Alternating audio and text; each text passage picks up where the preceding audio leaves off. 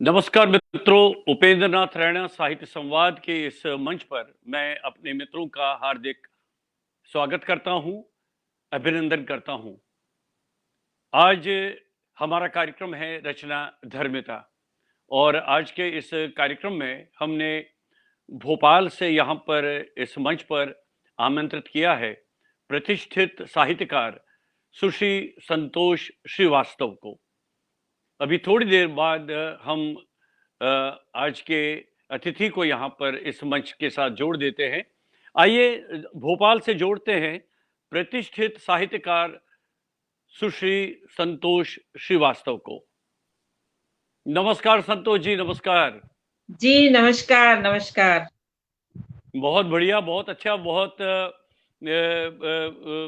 प्रतिष्ठित मंच पर आप आए हैं आज इस उपेंद्र नाथ रैना साहित्य संवाद के इस मंच पर। और देखिए, इसके साथ ही आज हमारे इस कार्यक्रम के साथ हमारे मित्र जुड़ने शुरू हो गए।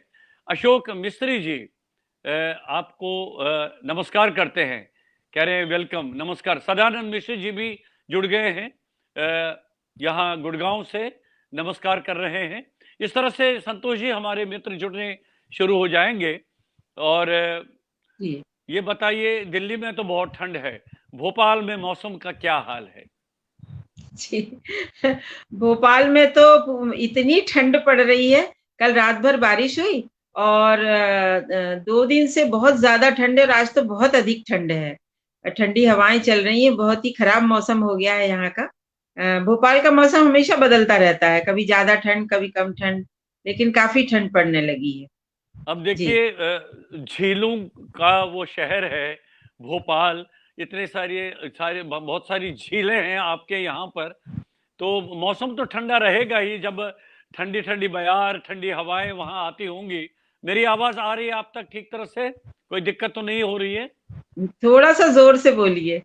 नहीं, मैं तो बहुत जोर से बोल रहा हूँ आपके उसमें लेकिन तो मैं सबसे पहले आपका परिचय देना चाहूंगा संतोष जी। मित्रों, जी आप जानते हैं कि आज के इस रचना धर्मिता कार्यक्रम में हमारे साथ भोपाल से जुड़ी हैं सुश्री संतोष श्रीवास्तव, जो एक प्रतिष्ठित साहित्यकार हैं। इनके बारे में मैं एक परिचय, संक्षिप्त सा परिचय आप मित्रों को देना चाहूंगा। आपकी 22 किताबें प्रकाशित हो चुकी हैं, कहानी संग्रह, उपन्यास, कविताएं, संस्मरण, लघु कथाएं, साक्षात्कार इत्यादि, यानी 22 पुस्तकें आपकी संतोष जी प्रकाशित हो चुकी हैं। और जी आपके आपके देश विदेश से कई पुरस्कार प्राप्त हो चुके हैं। लगभग 23 पुरस्कारों से आपको सम्मानित किया जा चुका है। आपकी कई पुस्तकों पर संतोष जी एमफिल भी हो चुका है और कई पुस्तकों का आपकी कई भारतीय भाषाओं में, अंग्रेजी भाषा सहित आपका पुस्तकों पर अनुवाद हो चुका है। मराठी, सिंधी, पंजाबी, गुजराती, तेलुगु, मलयालम इत्यादि में। और आप 48 वर्ष मुंबई में रहने के बाद अब आप भोपाल में निवास कर रही हैं। इस बीच में सरोजनी कौशिक जी हमारे साथ जुड़ गई और कह रही है आपका हार्दिक अभिनंदन है, और आशमा कौल जी भी हमारे साथ जुड़ गई हैं। तो इस तरह से हमारे मित्र यहाँ पर जुड़ने शुरू हो जाए। ये सबसे पहले संतोष जी अपने मित्रों के लिए कुछ 2 शब्द कहना चाहेंगे आप? जी। मैं भूपेंद्र जी, आपका बहुत बहुत धन्यवाद कर रही हूँ कि आपने मुझे ऐसा प्रतिष्ठित मंच दिया है जिस पर पिछले काफी लंबे अरसे से आप साहित्यकारों को ला रहे हैं और उनसे हमें रूबरू करा रहे हैं। यह एक बहुत ही प्रशंसनीय कार्य है जो आप कर रहे हैं। क्योंकि जब हम लेखकों से परिचित होते हैं तो हमें पता चलता है, खासकर मेरे लिए तो बहुत ही फायदेमंद है, क्योंकि मैं काम ही ऐसा कर रही हूँ कि मुझे लेखकों के बारे में काफी जानकारियां मिलती रहे। मैं कोशिश भी करती हूँ कि मिले, तो आपका मंच वो काम बखूबी कर रहा है। और आप इतने अच्छे से जो ये काम कर रहे हैं, इसके लिए मैं आपकी, हम सभी साहित्यकार मुझे लगता है आपके शुक्रगुजार हैं। आप अपना समय देते हैं और हम लोगों का परिचय साहित्यकारों से और साहित्यकारों का परिचय हमसे करवाते हैं, तो ये एक बहुत बड़ी बात है। जी। तो अब मेरा प्रश्न छोटा सा है कि मुंबई में आप 48 साल रही हैं और उसके बाद आप भोपाल में आ गई हैं, तो मुंबई में 48 साल रहने का क्या तात्पर्य है? क्यों आप रही हैं वहां पर? किस प्रयोजन में आप ने वहां पर मुंबई में इतने वर्ष व्यतीत किए हैं? जी, मुझे थोड़ी आवाज में प्रॉब्लम हो रहा है। तो जी। अब इसमें क्या समस्या, पता नहीं क्या समस्या आ रही है। अब मेरी आवाज आ रही है आपको? जी, प्रश्न को पूरा फिर से। मैं कह रहा हूं कि 48 साल आप मुंबई में रही हैं, 48 साल, और जी। तो उसके बाद आप अब भोपाल में रह रही हैं, तो 48 साल मुंबई में जो आपने व्यतीत किए हैं, किस प्रयोजन से, और क्या कुछ विशेष कारण था?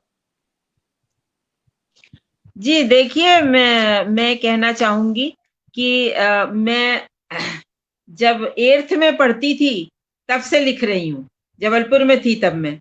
और लेखन के प्रति जो मेरा झुकाव हुआ है, और मैं वहां पहुंची मुंबई शादी होके, तो 48 वर्ष जो वहां रही वो मेरे बहुत ही कहना चाहिए साहित्य के बहुत ही फलदायी वर्ष रहे, जिसमें मैंने बहुत अधिक काम किया है। मैंने वहां पर साहित्यिक कार्यक्रम आयोजित किए हैं और विभिन्न साहित्यिक कार्यक्रमों में शिरकत भी की है। और जब भी कोई लेखक बाहर से आता था तो हम उस पर चर्चा गोष्ठी रखते थे उसकी रचनाओं पर, और उनका मान सम्मान करते थे। और लोकार्पण होता था किताबों का, और काव्य गोष्ठी होती थी, सम्मेलन होते थे। बस इन्हीं सब कामों को करते हुए 48 वर्ष गुजरे हैं। मैं यूनिवर्सिटी में कोऑर्डिनेटर थी, तो पढ़ाती भी थी, यानी मार्गदर्शन देती थी शोध छात्रों को। तो उससे जो मेरा समय बचता था वो मैं इन्हीं कामों में लगाती थी। तो ये तो आप 48 वर्ष तो मेरे आपके ये 48 वर्ष बहुत महत्वपूर्ण रहे हैं जो आपने बहुत महत्वपूर्ण। जी। मुंबई में व्यतीत किए हैं। अब मैं ये जानना चाहूंगा कि आपकी पैदाइश कहाँ से है, आपकी शिक्षा दीक्षा कहाँ से हुई है? जी। मेरा जन्म जबलपुर में हुआ, मध्य प्रदेश की हूँ मैं। और वहां पर मेरे माता पिता दोनों बहुत ही ज्यादा मतलब कहना चाहिए कि सामाजिक कामों में और इन सब में बहुत आगे थे। वही संस्कार हमारे में आए। हमें कहना, अगर मैं कहूँ कि मेरे डीएनए में लेखन है, तो मतलब अतिशयोक्ति नहीं होगी। अ, हमें घर से जो माहौल मिला वो पूरा साहित्यिक था। मेरे बड़े भाई विजय वर्मा पत्रकार, कवि और संपादक रहे। और हमारी जो छोटी बहन है प्रमिला, वो भी लेखिका है। मेरी माँ भी सामाजिक कार्यकर्ता थी, पिताजी भी सामाजिक कार्यकर्ता और दर्शन शास्त्र के बहुत बड़े लेखक थे वो। उन्होंने एक किताब लिखी थी सरस्वती पूजन द्वारा विश्व शांति। ये बहुत ज्यादा प्रसिद्ध हुई। वो ज्यादा नहीं लिख पाए क्योंकि पारिवारिक ऐसी आई समस्याएं कि वो ज्यादा समय नहीं दे पाए। लेकिन उन्होंने जो भी लिखा बहुत महत्वपूर्ण लिखा। तो मेरे अंदर जो संस्कार आए हैं वो परिवार से आए हैं। फिर बाद पहले मेरे पिता जिला मजिस्ट्रेट थे, उसके बाद वो ताउम्र वकालत करते रहे। तो वो वकालत जो करते थे उसमें फौजदारी के मुकदमे आते थे। फौजदारी के मुकदमे मतलब हमारा जो घर था उसी में एक कमरा उनका ऑफिस था। उस समय मैं 8वीं में पढ़ती थी, तो मैं सुनती रहती थी उनके मुकदमे। तो मतलब उन मुकदमों की कहानी मुवक्किलों द्वारा कही हुई, तो वो कहानियों ने मुझे बहुत प्रभावित किया। और मुझे ऐसा लगा कि स्त्री जो है वो चाहे गांव हो, शहर हो, कस्बा हो, देश हो, विदेश हो, हर जगह स्त्री का जो उसको जागृति नहीं आ रही है उसके अंदर, वो उसके लिए मैं काम करूंगी। तो मैंने तभी से सोच लिया था, और धीरे धीरे फिर मैं, और 16 वर्ष की आयु में मेरी पहली कहानी धर्मयुग में डॉक्टर धर्मवीर भारती ने छापी थी, जब मैं क्या जबलपुर में बात ही है! थी। तो इस तरह मेरा लेखन भी और पढ़ाई भी साथ साथ चलती रही। और फिर मेरा विवाह हुआ और मैं बॉम्बे आई, मैं मुंबई, उन दिनों बम्बई बोलते थे उसको। तो वहां आई, वहां भी मुझे पत्रकारिता का भी बहुत शौक था, तो मैंने पत्रकारिता में बीए किया और रेगुलर नहीं किया, पत्राचार से किया। और फिर मैं टाइम्स ऑफ इंडिया में पत्रकारिता करने लगी, लेकिन मैंने डेस्क वर्क नहीं किया। मैं और उस फ्रीलांस में मुझे बहुत सी जो पत्रिकाएं थी उन्होंने काफी महत्व दिया, हमसे कवर स्टोरी लिखवाई, हमें विषय दिए और हम ये काम करते रहे। फिर मैं नौकरी भी करने लगी, तो इस तरह मेरा जीवन विस्तार पाता गया। जी। क्या बात है, क्या बात है, बहुत बढ़िया। तो आपने कहा कि पहली कहानी आपकी धर्मयुग में प्रकाशित हुई है। तो वैसे अक्सर हमने जी। संतोष जी ये देखा है कि जो भी लेखन में आता है, जो भी जिनकी भी साहित्य में रुचि होती है, वे सबसे पहले कविताएं लिखना शुरू करते हैं।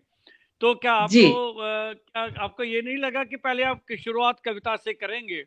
क्योंकि बहुत सारे मित्र हमने देखे हैं तो वो तो कविताओं से अपना लेखन शुरू करते हैं। हाँ, बाद में बिल्कुल। ये लेकिन बाद में ये निश्चित कर जी हाँ, लेते मेरे हैं संग उल्टा कि ही हुआ उनको। है। मेरा लेखन गद्य से आरंभ हुआ, और मैं कहानियां लिखती थी। तब लघु कथाएं इतनी नहीं लिखी जाती थी। लघु कथाओं को फिलर्स के रूप में पत्रिकाओं में स्थान मिलता था। लिखती थी छिटपुट, सारिका आरिका में मेरी लघु कथाएं छपी हैं, लेकिन इतना जम के नहीं लिखती थी जितना मैं एक्चुअली कथाकार और उपन्यासकार के रूप में परिचित हुई अपने पाठकों के बीच।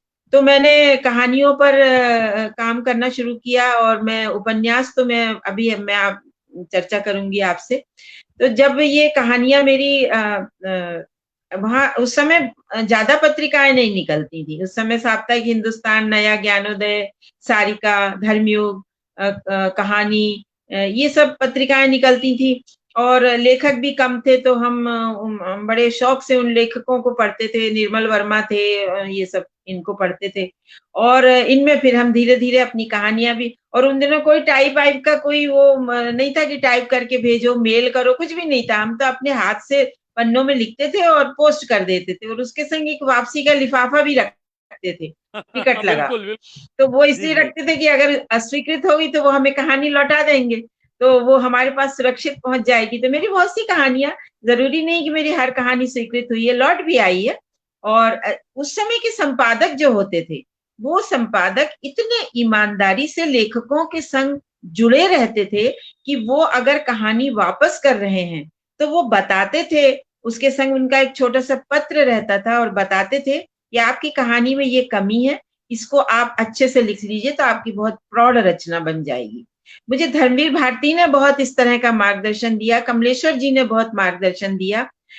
उनके भारती जी का तो पोस्ट कार्ड ही आता था एक, उस पोस्ट कार्ड में लिखा रहता था कि ऐसा ऐसा, या अगर वो मेरी कहानी उन्होंने स्वीकृत कर ली है तो वो मेरे से पूछते थे कि मैं फला जगह सुधार करना चाहता हूँ तो कर लूं।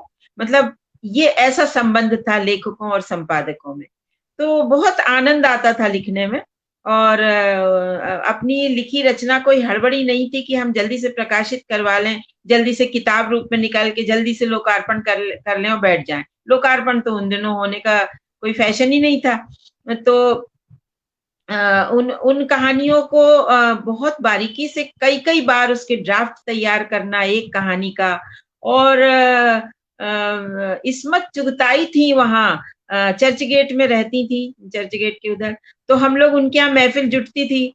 तो मैं बहुत छोटी थी, लेकिन मुझे चूंकि शौक था तो मैं जाती थी। धर्मवीर भारती भी आते थे सब, वो धुआंधार सिगरेट पीती थी इस्मत जी। तो वो सिगरेट पीती रहती थी और हम लोगों से सुनती थी कहानी वहानी जो भी हम लिख के ले जाते थे।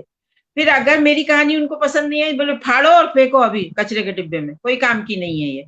मतलब इस तरह से उन्होंने हमारे अंदर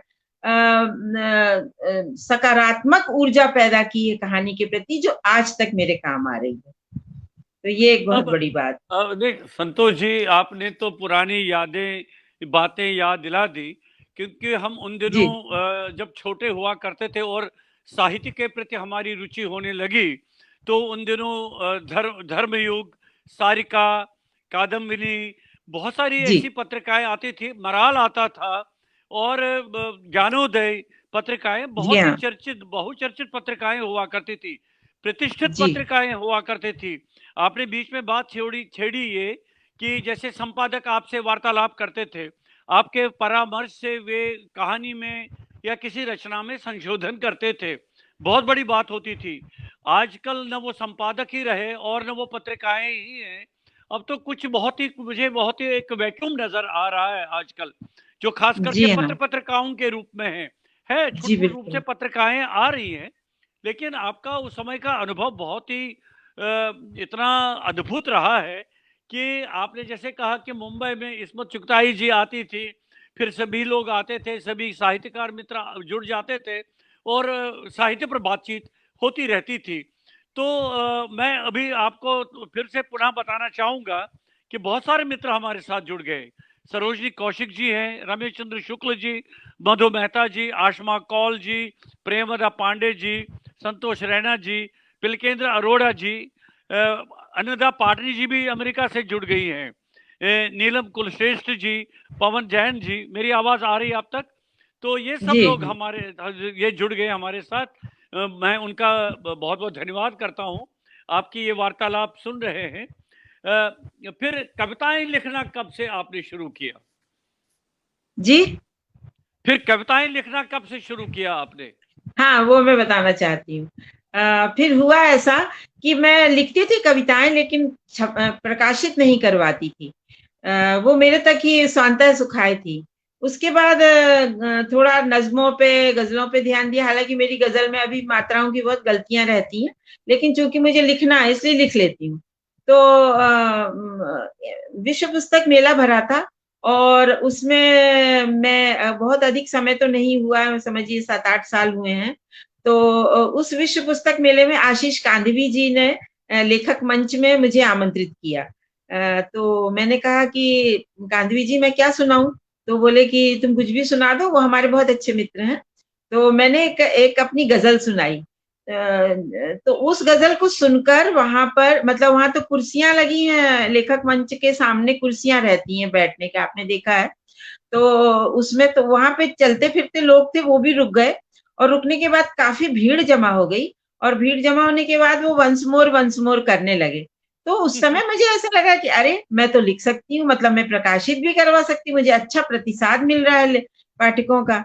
तो बस फिर मैंने थोड़ा लिखना शुरू किया और कविताओं का। और अभी मेरी किताब तुमसे मिलकर छपी है, कविता संग्रह। इसमें 100 कविताएं हैं, किताब वाले पब्लिकेशन से प्रकाशित हुई है। और राजेश जोशी जी, यहाँ के जो राष्ट्रीय कवि भोपाल में रहते हैं, उन्होंने इसकी कुछ कविताओं की बड़ी तारीफ की है। जब भी फोन करते हैं कहते संतोष वो कविता सुनाओ, तो वो मुझे बहुत अच्छी लगी। तो इस तरह अच्छा प्रतिसाद मिल गया मुझे और बस लेखन चल पड़ा कविताओं की ओर।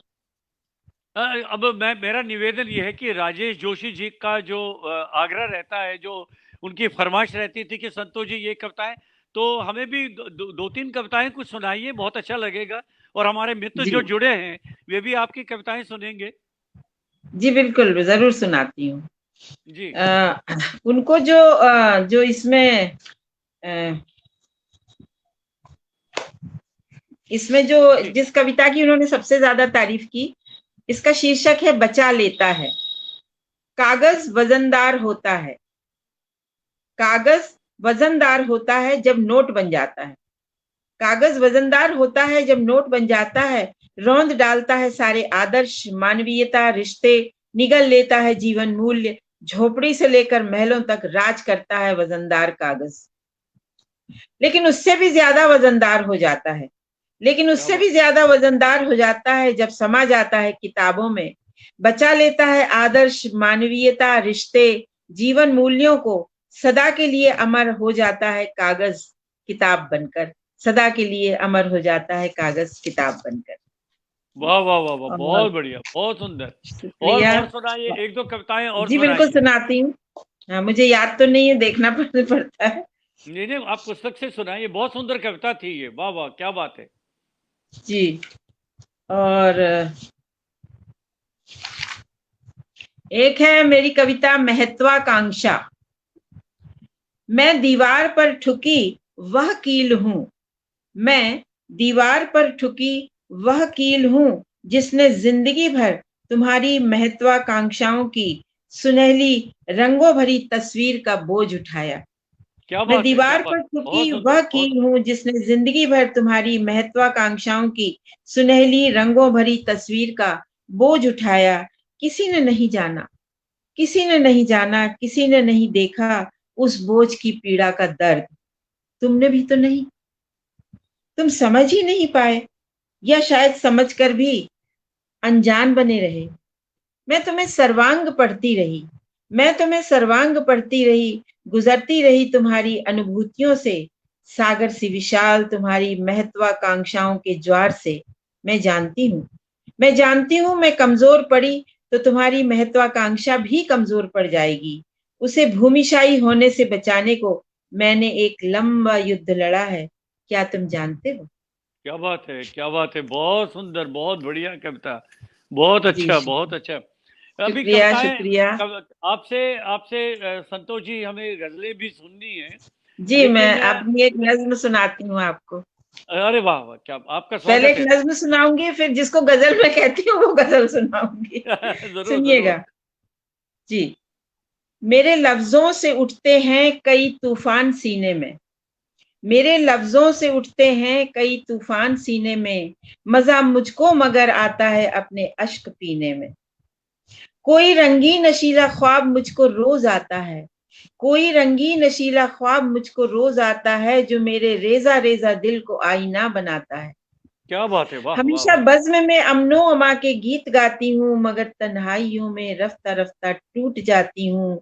मैं चिंगारी नहीं दहके अलाव दिल में रखे जो, मैं चिंगारी नहीं दहके अलाव दिल में रखे जो, मोहब्बत के फसाने गैर की महफिल में रखे जो। बिखर जाना मेरा इतिहास है मैं कैसे बतलाऊं, क्या बात है, बिखर बहुत। जाना मेरा, जी शुक्रिया।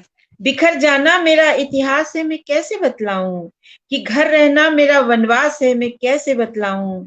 सुलगती रेत में कश्मीर के जज्बात रखती हूँ, हाय हाय सुलगती हाय, रेत वाह। में कश्मीर के जज्बात रखती हूँ, हमेशा अमन का पैगाम अपने साथ रखती हूँ। खुदाया ये जमी इंसानियत से चूर हो जाए, छठे अब्रे अदावत और खुदा का नूर हो जाए, और खुदा का नूर हो जाए। वाह वाह वाह वाह, बहुत अच्छी रचना थी, बहुत अच्छी। अब मुझे लग रहा है कि आपकी और रचनाएं और गजलें, कविताएं सुनेंगे। अब मेरी जो जिज्ञासा है, आपसे जानना चाहूंगा। जी आपने आपने स्त्री विमर्श पर बहुत लिखा है, क्या हाँ जी तात्पर्य है बिल्कुल। आपका, क्या क्या स्त्री समर्श विमर्श से क्या तात्पर्य है आपका, किस किस तरह से आप उसको व्याख्यायित करती हैं। जी, जैसा कि मैंने आपको बताया कि मेरे बाबूजी के फौजदारी के मुकदमे होते थे और उनको सुनती थी, और मैंने जाना कि गाँव में किस तरह स्त्रियों के संग अत्याचार होता है। फिर वो दायरा बढ़ता गया, क्योंकि तब मैं छोटी उम्र की थी तो दायरा बढ़ा। फिर मैंने स्टेप बाय स्टेप जाना कि शहरों में भी, कस्बों, शहरों, देशों, विदेशों, सब जगह जो स्त्री की स्थिति है, उस पर मैंने विचार किया। और फिर मुझे लगा कि मैं स्त्री के लिए कलम चलाऊँगी, और जब भी मुझे मौका मिला मैं उसकी जो स्त्री के ऊपर जो अत्याचार हो रहे हैं, जो कुरीतियां हैं खासकर, उनके खिलाफ हल्ला बोलूंगी। उसी समय मुझे समरलोक पत्रिका में एक कॉलम मिला। मेहरुनिसा परवेज की पत्रिका है वो, भोपाल से ही निकलती, लेकिन तब मैं बंबई में रहती थी। तो वहाँ उन्होंने मुझे वो कॉलम दिया और कहा कि तुम स्त्री विषयक लेख इसमें लिखो। तो वो अंगना नाम से मैंने कॉलम लिखा। अंगना का अर्थ भी स्त्री ही होता है। तो वो कॉलम मेरा बहुत ज्यादा प्रसिद्ध हुआ, और उसमें मैंने स्त्री के तह तक जाकर, स्त्री की गहराइयों तक जाकर, अपने आसपास के जीवन मूल्यों में स्त्री को फिट करते हुए, पितृसत्ता कहते हैं समाप्त हो गई कि है कि नहीं है कि क्या है, वो सब विचार करते हुए मैंने वो लेख लिखे। और उन लेखों को जब मैंने किताब रूप दिया, वो मुझे जन्म दो माँ नाम से, उसमें मेरे जो लेख हैं, उन लेखों की विशेषता यह है कि अक्सर होता ही है कि स्त्री विमर्श में जो स्त्रियां हैं वे पुरुषों को दोष देती हैं, कि भाई हमारी जो स्थिति है उसमें 100% पुरुषों का दोष है। लेकिन मेरी वो किताब आप पढ़ेंगे तो मैंने पुरुषों को दोष नहीं दिया है। मैंने उस किताब में स्त्री के परिवेश को, जिसमें वो रह रही है, कभी कभी ऐसा भी होता है कि स्त्री स्त्री की दुश्मन भी हो जाती है। स्त्री अपने जैसे दादी नानी चाची हैं, ये अपने लड़कियों को सिखाती हैं कि तुम्हें ऐसे ऐसे उठना, ऐसे बैठना, ऐसे हंसना, ऐसे बोलना है, ये सब। तो मुझे लगता है ये संहिताएं जो हैं, ये इनके स्त्रियों के लिए क्यों है? क्यों आखिर ये स्त्री एक स्त्री दूसरे को स्थानांतरित कर रही है, ये मतलब क्या बोलना, हस्तांतरित कर रही है।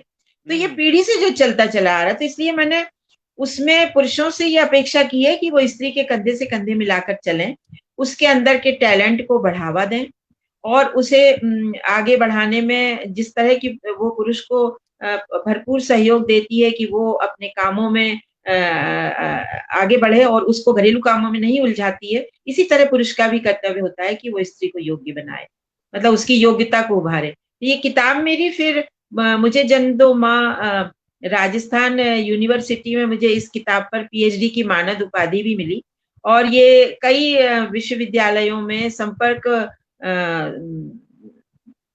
जो पीएचडी के स्टूडेंट हैं उनके लिए ये किताब रखी गई है, मतलब इससे वो आगे बढ़ते हैं स्त्री विमर्श पे काम करने के लिए। ये किताब मेरी महेश भारत उन्होंने छापी थी, महेश जी ने, सामयिक प्रकाशन से। जी। तो अपने लेखन में एक तो स्त्री विमर्श पर तो आपने पर्याप्त लिखा ही है, तो इस दिशा में आपने किस किस साहित्यकार को अपने साथ उसी प्रवृत्ति में जोड़ा है जिनसे आप ज्यादा प्रभावित हुई, या जो आपके शानो बशान आपके साथ चलती रही, आपके साथ इस साहित्यिक यात्रा में, लेखन में आपके साथ शामिल रही? जी। मेरे साथ तो मेरा परिवार ही रहा, मेरे बड़े भाई और छोटी बहन, मैंने बताया वो लोग भी साहित्यकार थे, हम लोग मिल बैठते थे, सामाजिक समस्याओं पर हम लोग रात को चर्चा करते थे और फिर लिखते थे, और बहुत आनंद आता था उन दिनों। तब पारिवारिक जिम्मेदारियां भी नहीं थी, विवाह नहीं हुआ था, और बहुत काम करते थे हम इस पे, बहुत आनंद आता था। तो वही बढ़ते बढ़ते जब मेरे पति ने भी मुझे कभी भी रोका नहीं लिखने से, और आगे बढ़ाते रहे। तो हालांकि उनके संग बड़ी दिक्कत थी, वो गायक थे, और सुबह सुबह से उठ के रियाज करते थे, और फिर चाहते थे कि मैं भी उनके साथ बैठूं, तो मैं बैठती थी, ऐसा कुछ नहीं है। लेकिन जितना मैं उनके संगीत में रुचि लेती थी, वो लेखन में, जब कहीं मेरी छपती थी कहानियां, नहीं तो मुझे वो पेज खोल के देना पड़ता था कि ये मेरी कहानी छपी है। तो मतलब इस तरह से थोड़ा ये रहा, लेकिन उन्होंने बहुत सहयोग दिया। और मैं चूंकि मेरा जीवन का पूरा समय नौकरी में बीता है, शिक्षा से जुड़ी रही मैं, तो उसमें भी मैं समय निकालती थी और लिखती थी। और मेरे जो अग्रज लेखक थे, और जो अग्रज भी, मतलब उनसे मैं उनको अपनी रचनाओं को सुनाकर उनसे राय भी लेती थी। तो मैंने पाया कि एक बहुत बड़ा हमारा एक परिवार है, साहित्य एक पूरा, साहित्यकार एक परिवार है पूरा। मतलब हम ये नहीं कह सकते, यानी जब जब भी आप ये सोचेंगे कि मेरे परिवार सिर्फ भाई बहन और माँ पिता से है, तो वैसा नहीं है। हमारा साहित्यकारों का जो परिवार है वो बहुत बड़ा परिवार है। तो मैं उसमें अपने को मतलब मुझे लोगों ने बहुत प्यार भी दिया, साहित्यकारों ने, और मैंने भी उनको बहुत मान सम्मान दिया। अच्छा संतोष जी, ये बताइए कि आपने अपना लेखन तो कहानियों से शुरू किया है, आपकी कहानियां प्रकाशित होती रही हैं, और फिर कविताएं भी लिखी, तो लघु कथाएं लिखने की क्यों आवश्यकता आपको महसूस हुई? तो लघु कथा को किस मतलब क्या महत्व देती हैं आप? ये लघु कथा भी एक तरह का गद्य है, और जब हम छोटी घटना, कोई घटना को बहुत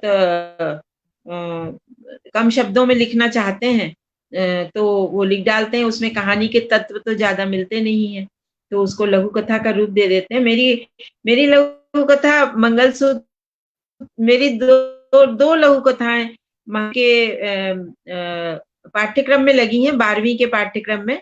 एक मुस्कुराती चोट, एक उषा की दीपावली। और मेरी जो बहुत फेमस लघु कथा हुई है, मैं आपको पढ़ के सुनाऊं, मंगलसूत्र। जी जी, सुनाइए, जी आपका स्वागत। जी जी जी। जी, सुनिएगा। झोपड़पट्टी के नजदीक समाज सेविका मनोरमा की गाड़ी रुकी।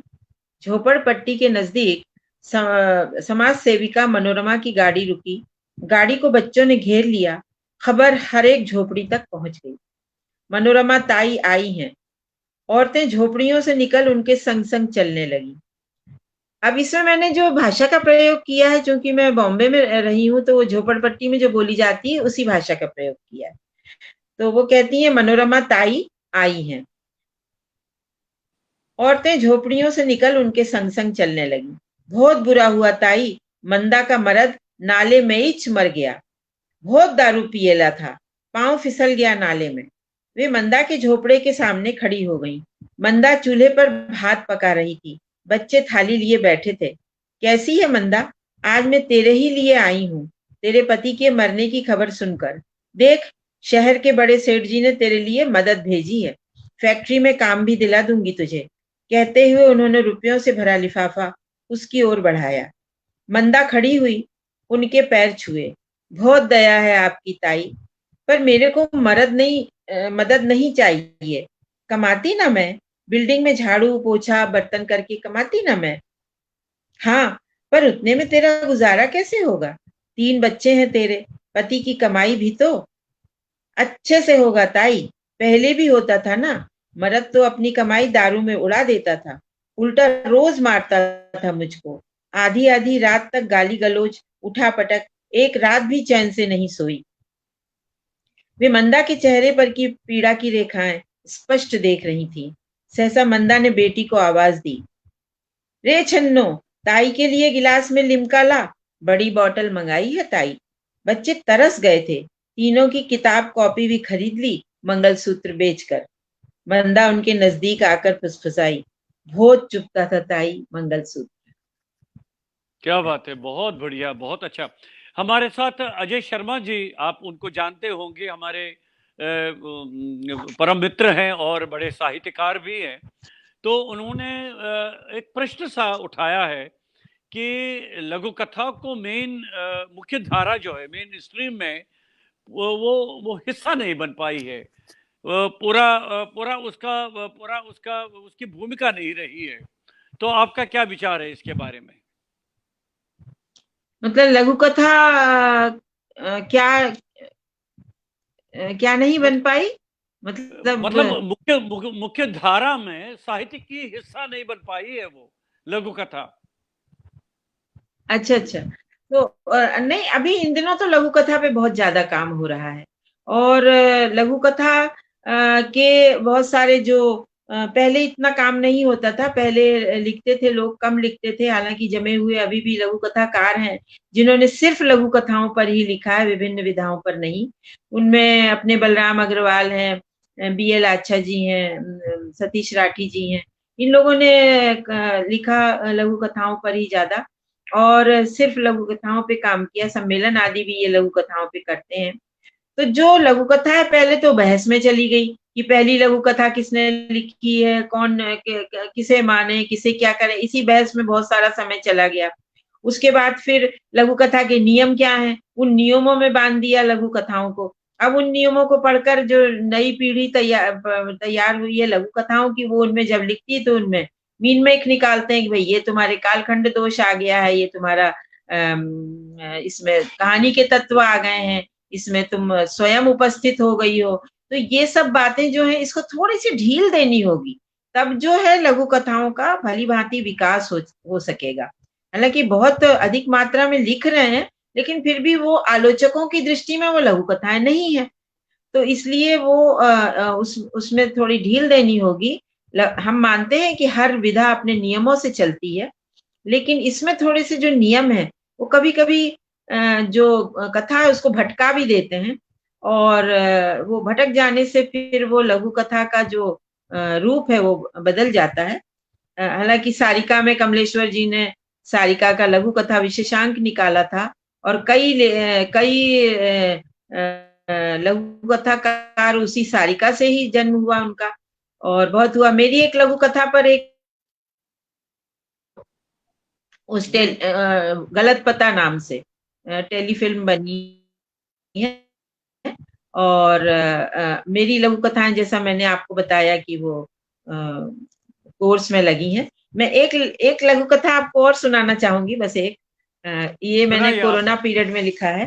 आपका मैं स्वागत है, सुनाइए जी, सुनाइए। सुनाती हूँ। सुनाइए संतोष जी। जी जी। जी, इसका शीर्षक है गुलाबी चुनरी। टीवी पर दिखा रहे थे दिल्ली की झुग्गियों में लगी आग। जमुना बर्तन साफ कर रही थी। उसके पति ने बताया, सब जलकर खाक हो गया। हमारा सारा सामान, गैस का सिलेंडर भी फट गया।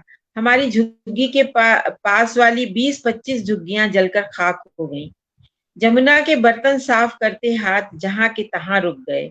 अभी 20 दिन पहले की वजह से भुखमरी की स्थिति में वह पति के साथ पैदल गांव लौटी थी। पैरों में छाले पड़ गए थे। चप्पल टूट गई तो कपड़े से बांध कर काम चलाया।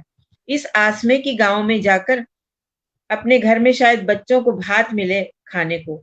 वहां तो लॉकडाउन की वजह से भूखे पेट सोना पड़ता है। क्या हमारी झुग्गी का सारा सामान जल गया? अरे, जब झुग्गी ही जल गई तो सामान बचा रहेगा क्या मूर्ख? पति ने दर्द भरे स्वर में कहा।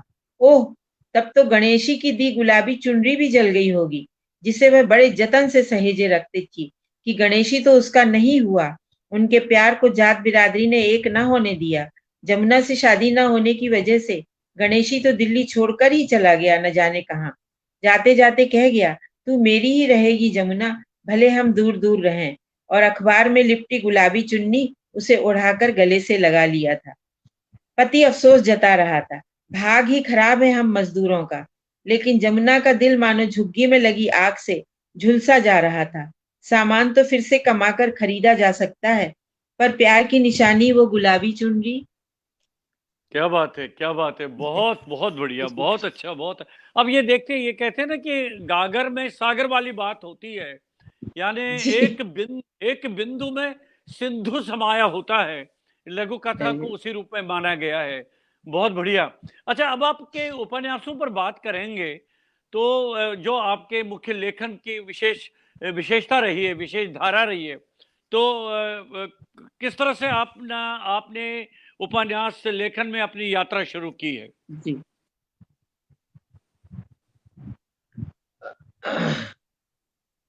उपन्यास, मेरा पहला उपन्यास तो समझिए जब मैं एमए कर रही थी उन दिनों धर्मवीर भारती का गुनाहों का देवता पढ़ा था।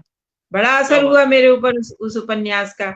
और चूंकि एमए पढ़ रही थी, उम्र भी वैसी थी, तो मैंने एक उपन्यास उसी तर्ज पर लिख दिया, दबे पांव प्यार। और वो उपन्यास अमित प्रकाशन से प्रकाशित हुआ, बहुत बाद में हुआ, तब तो नहीं छपाया था। और वो फिर युवा लोगों में काफी लोकप्रिय हुआ।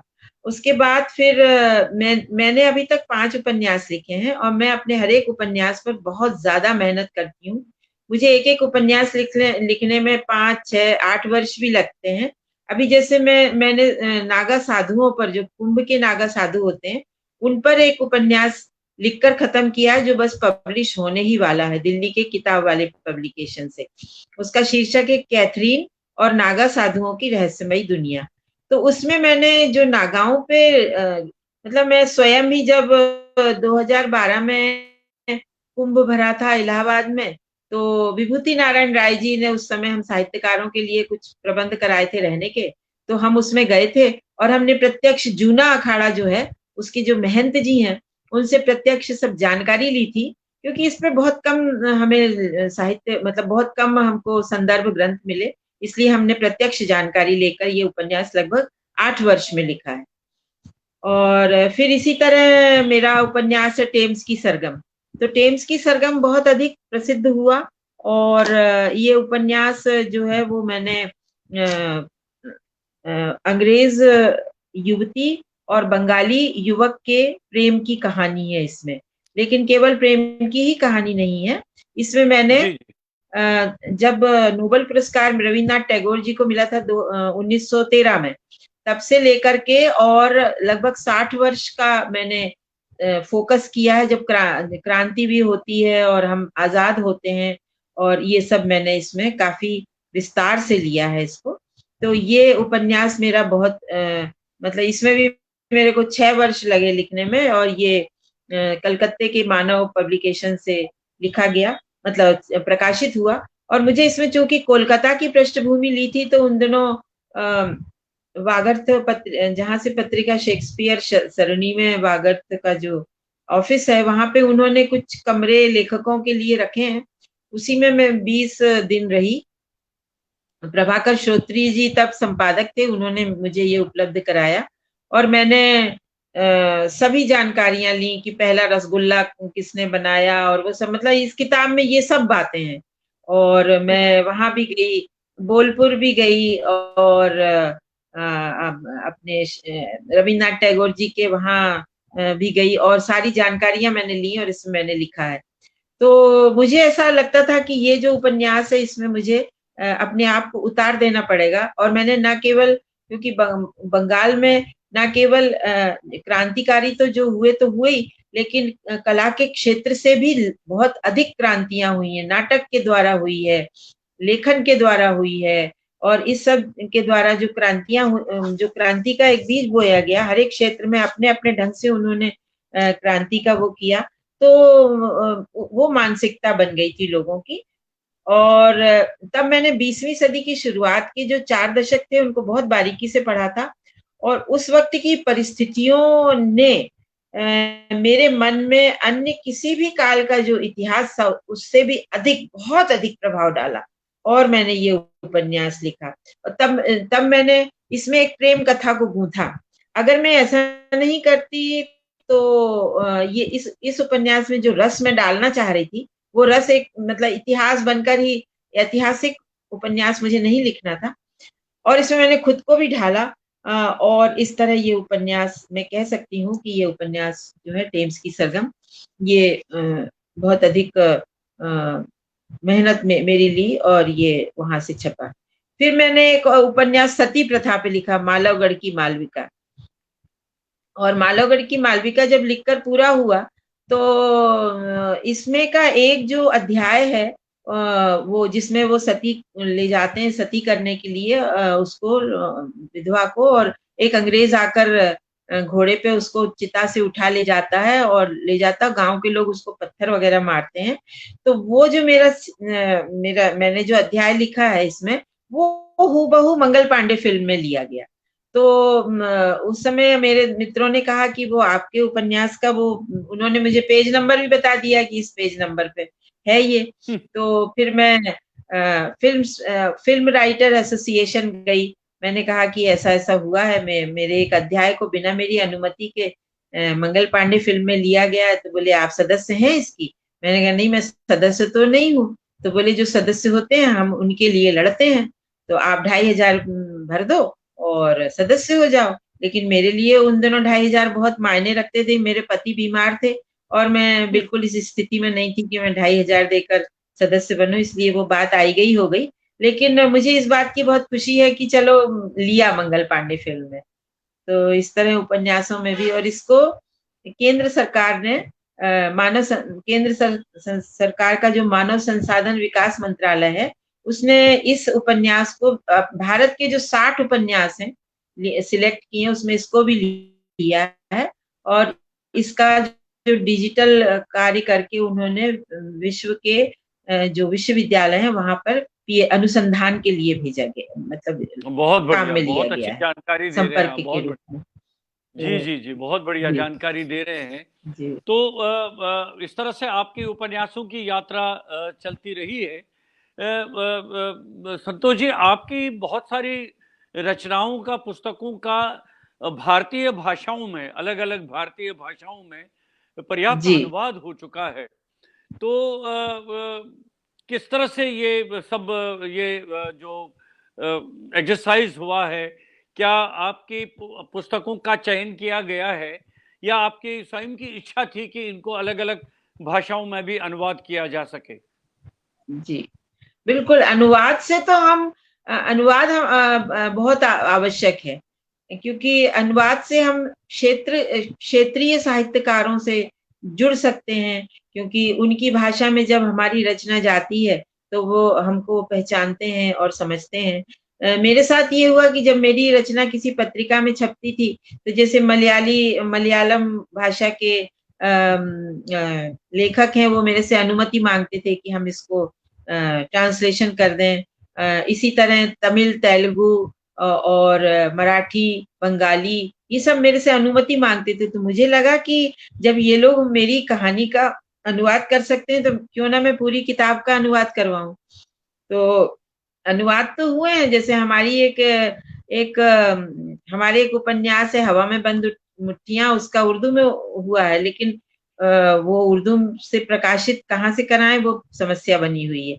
और अंग्रेजी में तो छप रही है मेरी अनुवाद की, जैसे टेम्स की सरगम का अनुवाद हुआ है, मैनचेस्टर की एक लेखिका ने किया है, अपनी है, मतलब इंडिया की है, लेकिन मैनचेस्टर में रहती है, प्रवासी लेखिका है।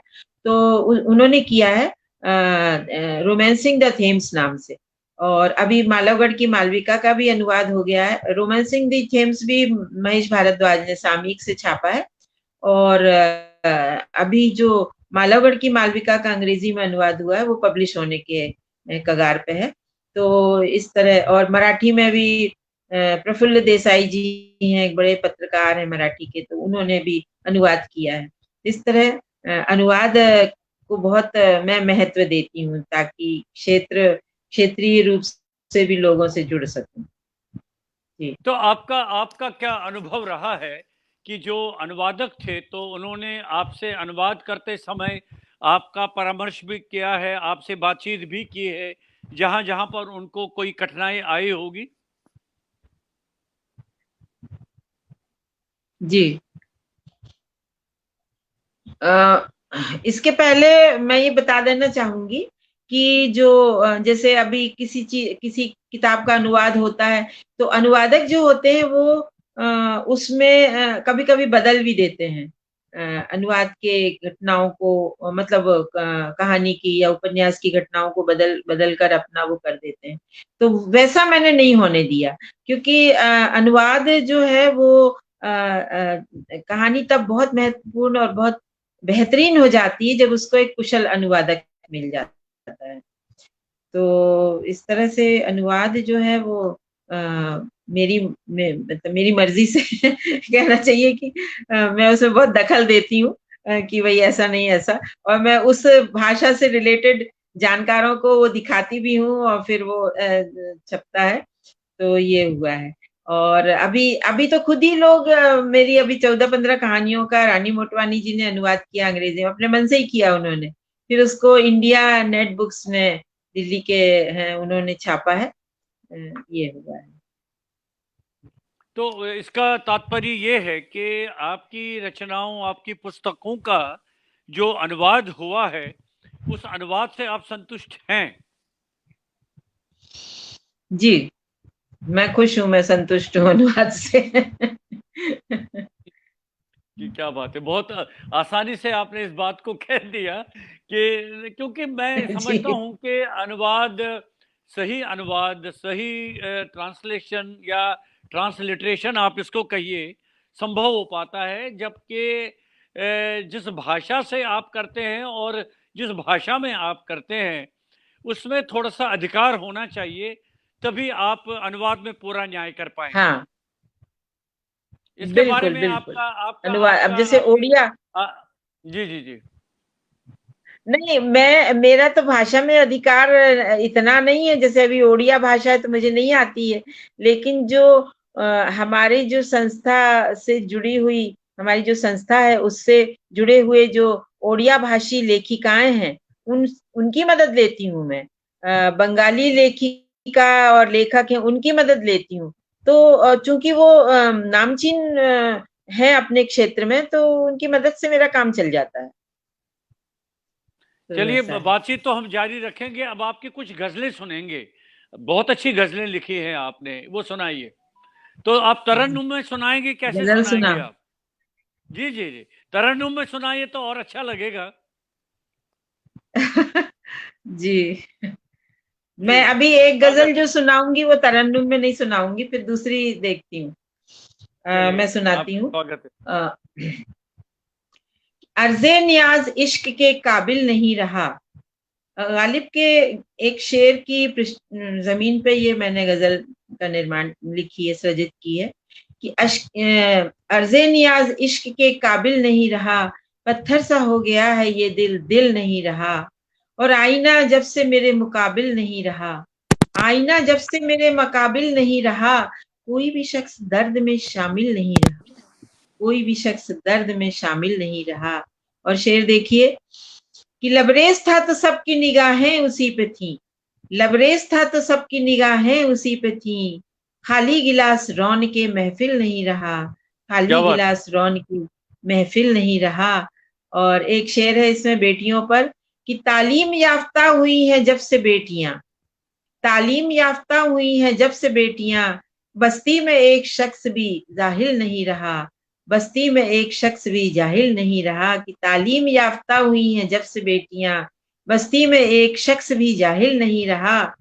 अगला शेर देखें कि दौलत के बल पे उसने अदालत खरीद ली, दौलत के बल पे उसने अदालत खरीद ली, वो मेरा कत्ल करके भी कातिल नहीं रहा, वो मेरा क्या बात कत्ल है, क्या करके बात है, भी बहुत बढ़िया, कातिल बहुत नहीं अच्छा, रहा। बहुत अच्छा, बहुत दौलत के बढ़िया। बल पे उसने अदालत खरीद ली, वो मेरा कत्ल करके भी कातिल नहीं रहा।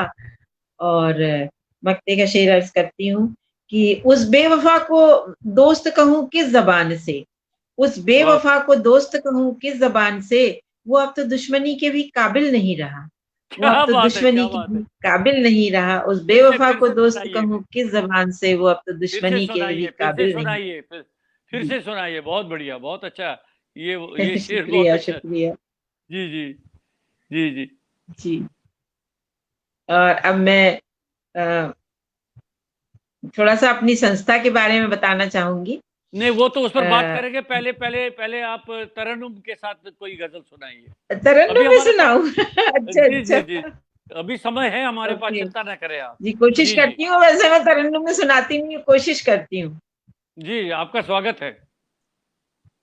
जी खुदाया खुदाया तेरी बेरुखी, शबे हिज्र में तो मिला ही नहीं, सिसकते रहे दिल के अरमान सब, कोई लफ्ज राहत मिला ही नहीं, चंद हाथों की अब तो हुई रोशनी, चंद हाथों की अब तो हुई रोशनी, और अंधेरों पे सूरज चला ही नहीं, और अंधेरों पे सूरज चला ही नहीं, कैसे मिलती मोहब्बत की मंजिल हमें, कैसे मिलती मोहब्बत की मंजिल हमें, दो कदम में चली तू चला ही नहीं, दो कदम में चली तू चला ही नहीं। अगली पंक्तियां देखें।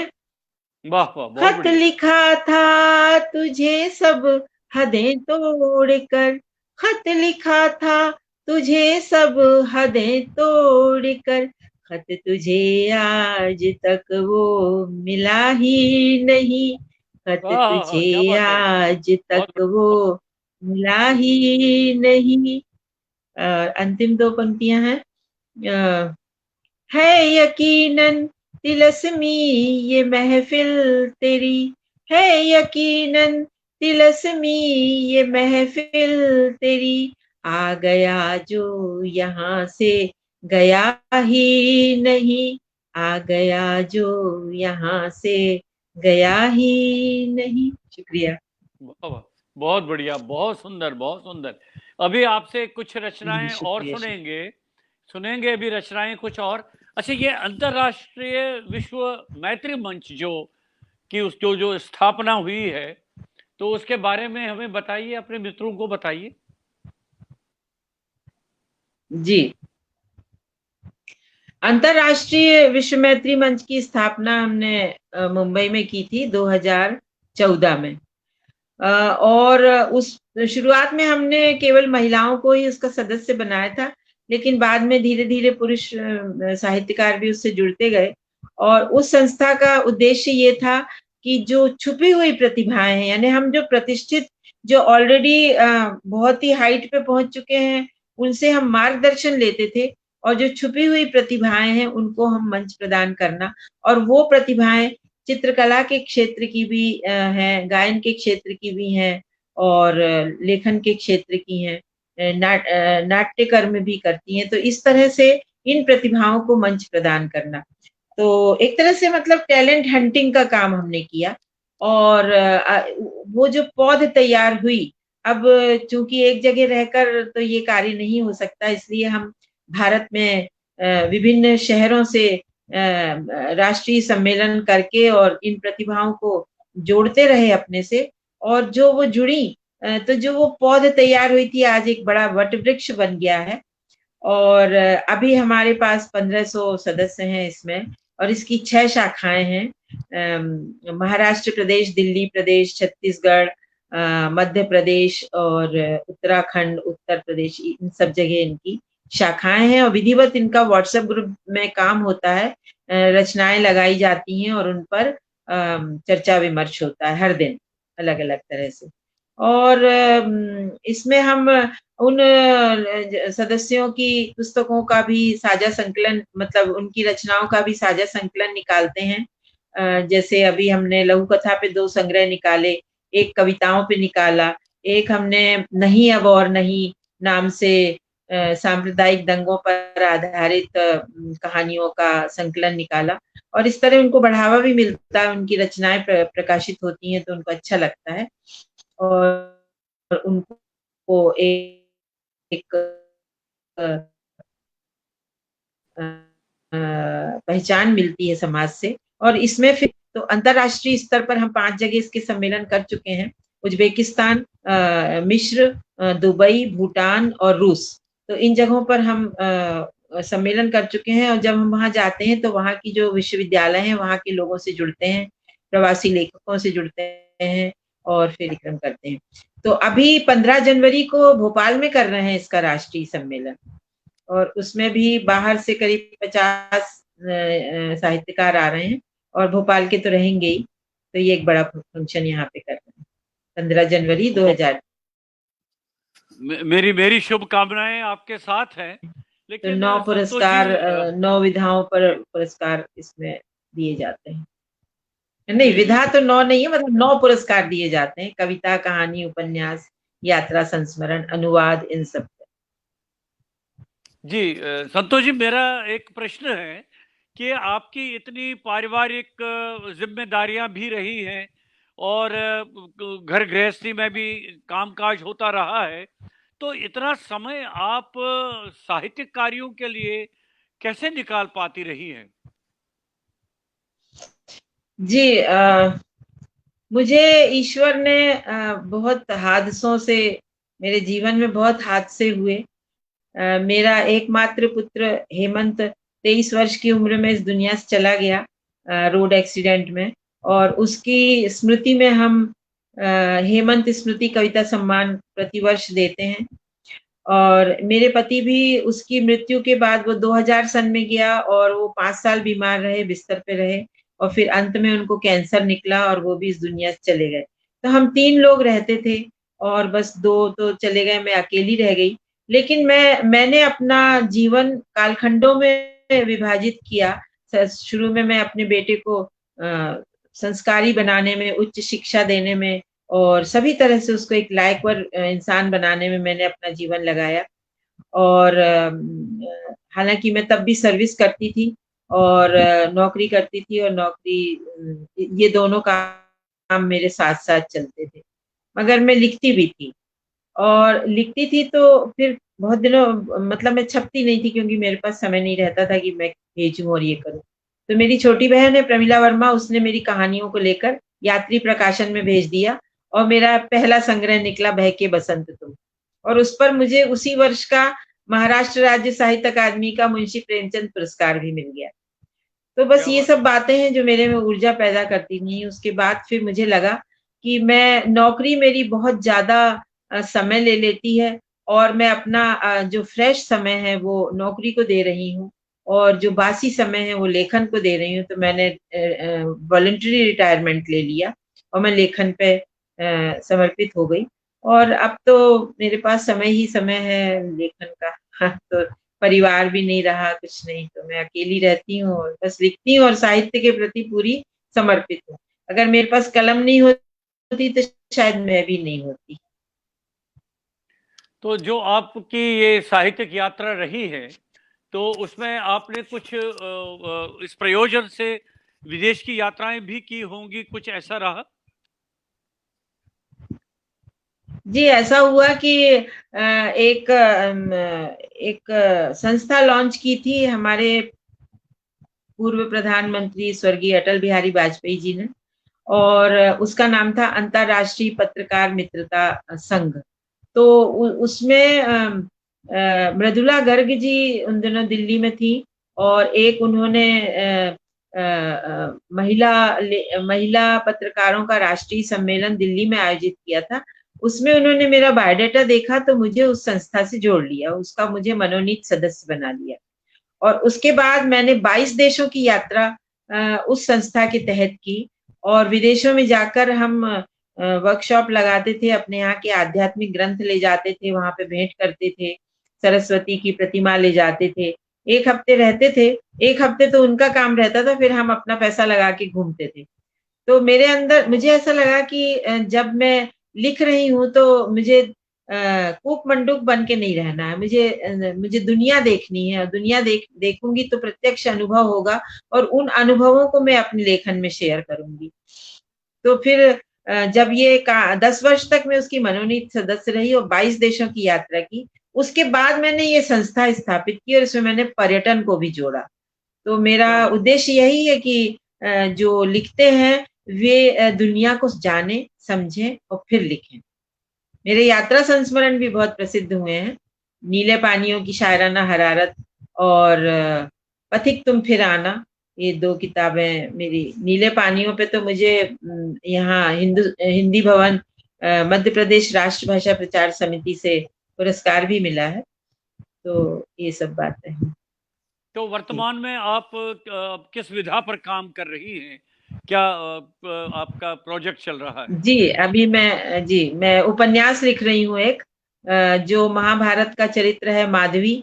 हालांकि उस पर बहुत लिखा गया है, बहुत ज्यादा लिखा गया है, लेकिन हर एक लेखक की अपनी शैली होती है, अपनी उसमें वो कल्पना को जोड़ता है, अपना अपने ढंग से लिखता है। तो मुझे लगता है मेरा ये जो उपन्यास है माधवी, जिसका अभी सेकंड ड्राफ्ट में तैयार कर रही हूँ, ये मेरे पाठकों के बीच काफी पसंद किया जाएगा, ऐसी मैं उम्मीद कर रही हूँ, उसी पे तो काम कर रही हूँ। कब तक संभावना है उसके आने की?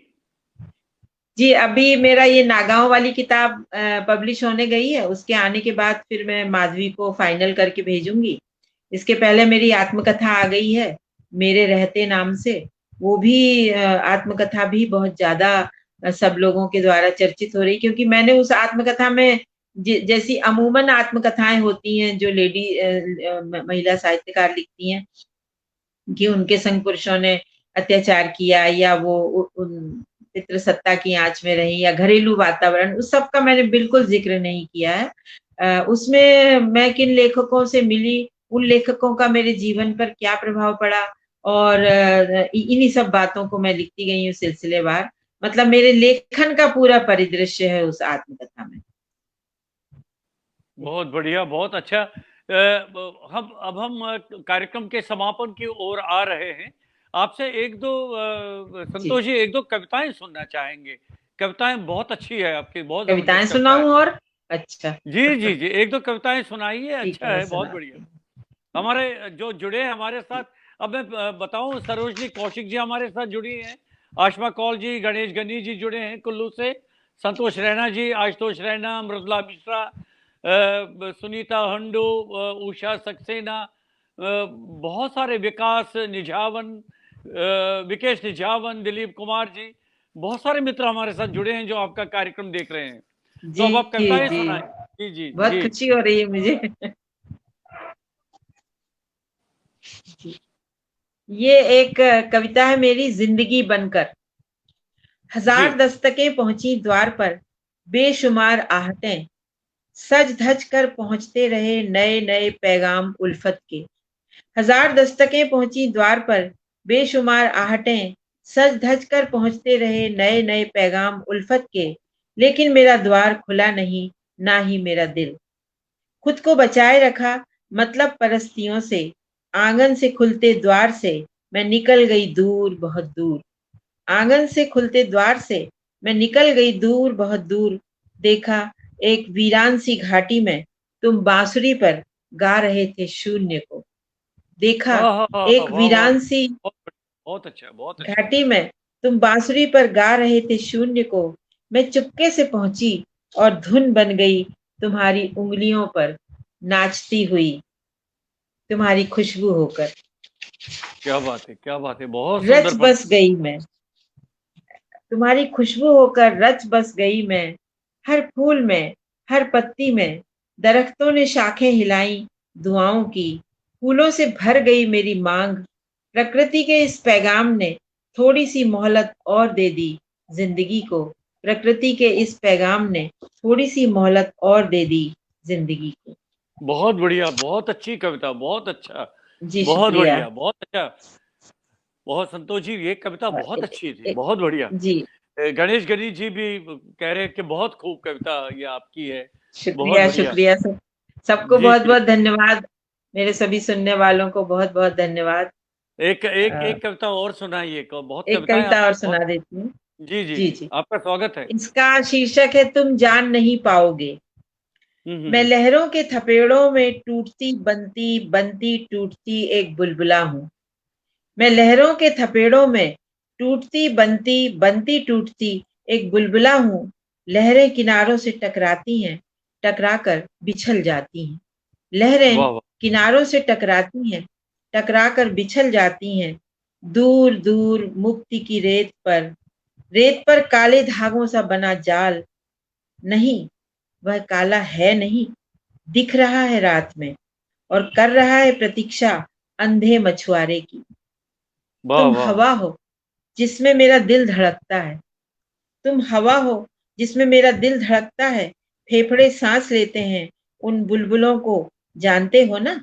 उन बुलबुलों को जानते हो ना, जो तुम्हारी यादों की कुनकुनी रेत में समा जाते हैं टूटने के बाद, पर कोई नहीं देख पाता।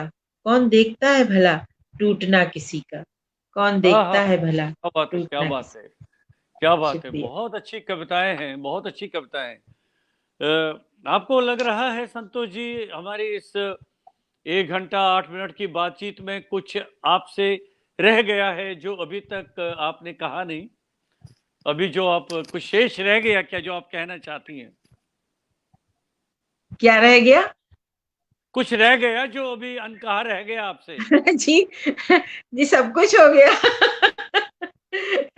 बहुत कुछ हो गया। बहुत बढ़िया, बहुत बढ़िया। आपका तो बहुत अभी आभार है इतना नहीं नहीं, अभी आपने अभी क्या, अ, अभी क्या क्या क्या योजनाएं आपकी? अभी कितना लिखते रहना है आपको, ये तो बताइए। हम जी मैं ये कैसे बता सकती हूँ कि मुझे कितना लिखना है। ये तो ये है कि जब तक सांस है तब तक लिखूंगी। और क्या? कलम ही मेरी जिंदगी है और मैं लिखने को एक तपस्या मानती हूँ। मैं जब लिखती हूँ तो मुझे आसपास का कुछ भी ना दिखाई देता है ना सुनाई देता है।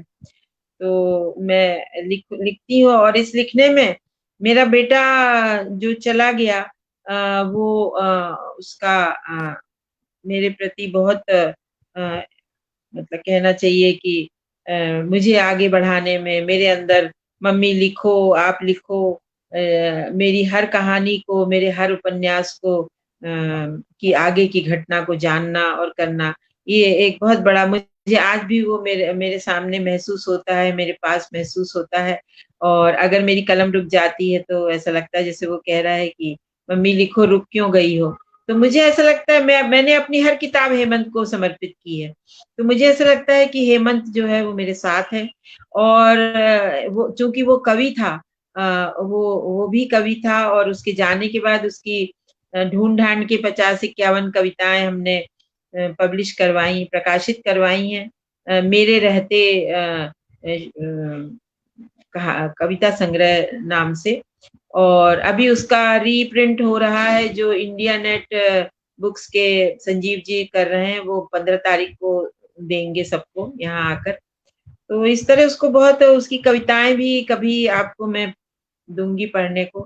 तो मतलब मेरे जीवन में मेरे बेटे का बहुत हाथ रहा, और हमेशा ही आज दिन भी वो मेरे साथ है, ऐसा मैं महसूस करती क्या बात है, क्या बात है, बहुत है। हम ईश्वर से प्रार्थना करते हैं कि जहाँ पर वे हों, उनको अपने चरणों में स्थान दे और वे शांति, उनकी आत्मा को शांति मिलती रहे। हमारी तरफ से बहुत ही संवेदना आपके हूँ। साथ जी, है। और चूंकि बहुत देखिए, बहुत ये धन्यवाद। बहुत बड़ा ये बहुत बड़ा कष्ट आपने अपने जीवन में आपने अनुभव किया है, देखा है। परमात्मा की पता नहीं क्या इच्छा होती है, जो सत्पुरुष होते हैं वो पता नहीं क्यों हमसे छीन लेते हैं उनको पहले ही। जी अ, आप अब आप अपना ध्यान रखिए, आप स्वस्थ रहें, आप लिखते रहिए, सृजनशील रहें आप। हमारे बहुत सारे जो मित्र जुड़े हैं, उन्होंने बहुत सारे अच्छे अच्छे कमेंट्स आपके बारे में लिखे हैं कार्यक्रम जी। में। तो मेरा निवेदन है, बाद में आप उनको देखिए, आप उनका हाँ, उत्तर दे बिल्कुल। दीजिए। तो अपने मित्रों जी, के मैं लिए दो शब्द आप सबके उत्तर दूंगी। अंत में कहना चाहेंगे? जी। मैं सभी अपने सुनने वालों को, और जिन्होंने भी आज हमारे इस साक्षात्कार के समय में अपना समय दिया और यहाँ उपस्थित रहे, मैं सबके कमेंट अभी पढ़ूंगी और उत्तर दूंगी। और मैं कहना चाहूंगी कि आप सब ही मेरी ऊर्जा हो, और आप सब मेरे से जुड़े रहते हो, और मैं चाहूंगी कि आप हमेशा जुड़े रहें। आपने कहा विकेश निझावन भी जुड़े हैं, तो विकेश जी पुष्पगंधा नाम से अम्बाला से पत्रिका निकालते हैं, और उन्होंने मेरे ऊपर फोकस करके पुष्पगंधा का अंक भी निकाला, हेमंत पर भी निकाला है उन्होंने एक अंक। तो वो बहुत हमारे अच्छे मित्रों में से हैं, बम्बई आते थे, तो बहुत अच्छी मुलाकात है।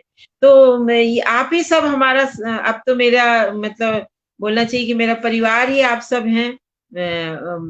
आप सब हैं तो मैं हूँ। इतना ही कहूंगी। अभी अभी नमिता जौहरी जी भी जुड़ गई हमारे साथ। बहुत अच्छा, उनका भी स्वागत करते हैं हम।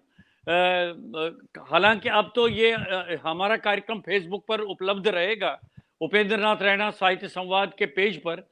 तो जी मैं मित्रों से निवेदन करूंगा जो बाद में हमारे साथ जुड़े, वे इस कार्यक्रम को देखें और संतोष श्रीवास्तव जी का ये साक्षात्कार सुने। बहुत अच्छा, बहुत बहुत प्रेरणा मिल रही है आपके इस चर्चा के माध्यम से। और बहुत सारे मित्र आपके इस बातचीत की बहुत ही तारीफ कर रहे हैं। क्या आपने बहुत अच्छा, उनके लिए प्रेरणा स्रोत के रूप में आप हैं। तो संतोष जी, मैं पुनः आपका धन्यवाद करता हूं, आप इस मंच पर आए और आपने अपनी वार्ता के माध्यम से, अपनी बातचीत के माध्यम से हमें अपने जीवन के और विशेषकर आपकी जो साहित्यिक यात्रा है उसके बारे में हमारे समक्ष जी बातें रखी है। मैं पुनः आपका धन्यवाद करता हूं, और जो मित्र हमारे साथ जुड़े उनका मैं पुनः बहुत बहुत आभार व्यक्त करता हूं कि वे हमारे साथ जुड़े रहें, वे स्वस्थ रहें, आनंद रहें और लगातार मेरे इस मंच के साथ जुड़ते रहें। अगली बार हम अगले विशेष अतिथि को उपस्थित बिल्कुल बिल्कुल। रहेंगे यहाँ पर जी इस मंच पर। बहुत बहुत धन्यवाद आपका बहुत संतोष। बहुत शुक्रिया उपेंद्र जी, और मेरे सभी सुनने वालों का भी बहुत बहुत शुक्रिया। नमस्कार, नमस्कार, बहुत बहुत धन्यवाद। मित्रों, उपेंद्र नाथ रैना साहित्य संवाद के इस मंच पर आज हमारे साथ भोपाल से इस मंच पर जुड़ी थी प्रतिष्ठित साहित्यकार सुश्री संतोष श्रीवास्तव। अब मुझे आज का कार्यक्रम संपन्न करने की अनुमति दीजिए। आज्ञा चाहता हूं।